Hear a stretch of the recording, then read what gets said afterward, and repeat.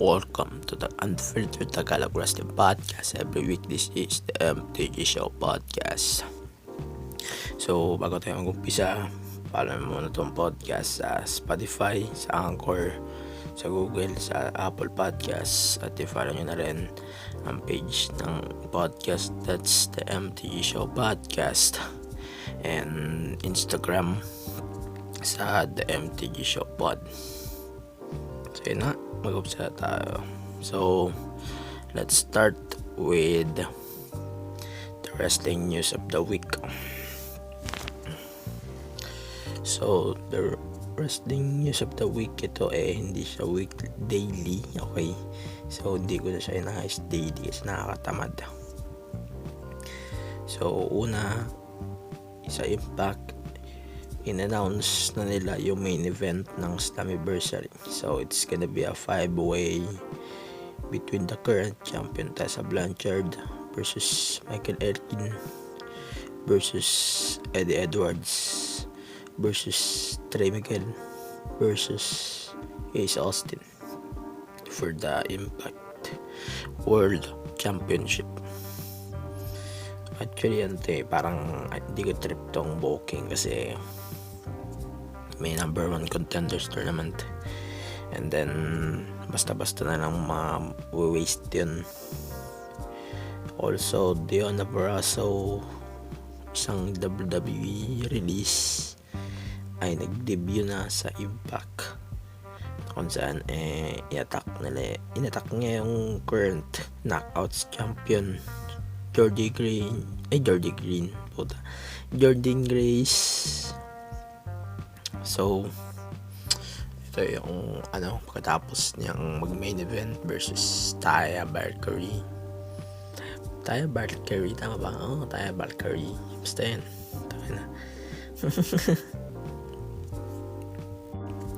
Ayan, next.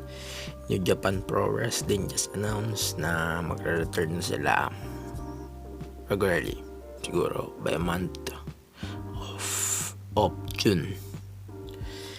So, umpisa nila yun sa New Japan Cup by June 16, following up by Dominion on July 12. So, probably August, Destruction. Hindi ko lang sure, pero feeling ko ganun na ang mangyayari. So, WWE once again, Bayley and Sasha Banks is your new WWE Women's Tag Champs. Fuck this, man. Fuck this. Okay? Hindi ko ayaw yung reign. Sadyang hindi lang ako comfortable manood ng main roster shows right now. Siguro dahil na rin sa booking nila, lalo na kay Charlotte. Fuck this, man. Fuck this. Dito na tayo sa NXT and AEW. So, Karen Cross warned Adam Cole sa pagkatao ni Scarlett na he's coming for the NXT title. Plus, El Hijo del Fantasma just revealed himself as the mastermind of the attacks recently, and also he unmasked himself as Santos Escobar with backups kay Jordan Wild and Raul Bautista. Sino nga ba ito? Raul Mendoza. Special sa episode na yan. So, yeah. Also, finally, Cody vs. Jake Hager is now official for the TNT title sa Fighter Fest. And then yung wala namang special sa episode na to ng AEW kasi sa debut match ng FTR. So yun na. So ito na, natatapos ang ating wrestling news of the week. So pag-usapan naman natin ang Backlash predictions. So maybe hindi ko na siya ipapaliwanag lahat. So ito na. So ito yung main event, probably Edge versus Randy Orton. Siguro ito yung hina-hype na match up since ito yung greatest wrestling match ever, so called. Ito para sa akin lang, baka ang manalo dito ay si Orton. Then they're going to build up another matchup on SummerSlam or maybe the July pay-per-view. Maybe hindi pa siya matatapos dun. They're going to build up this feud hanggang maumay kayo. Parang ganun ang nakikita ko. So para sa akin, Randy Orton. Kahit nga lang yan, 1, 2, 3 lang yan. Easy 1, 2, 3 lang yan. Nakikita ko yun. So next, Drew McIntyre versus Bobby Lashley for the WWE Championship.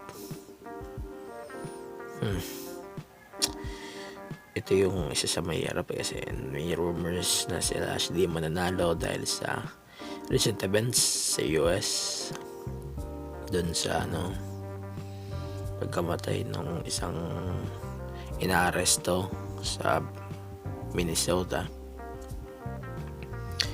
And I think naman on the other hand na pagbigyan nila si Lashley dahil dun. So parang ang prediction ko actually Drew McIntyre, but feeling ko Lashley manalo dito. Okay, so ganun.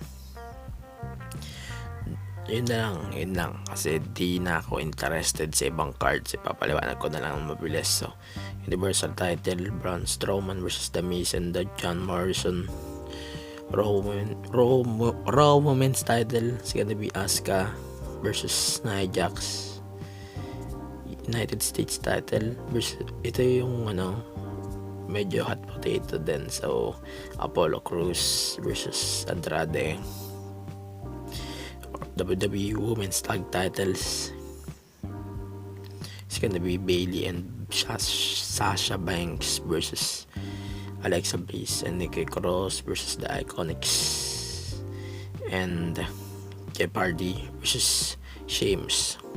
Alam ko Friday pa lang ngayon kasi may SmackDown pa kinabukasan.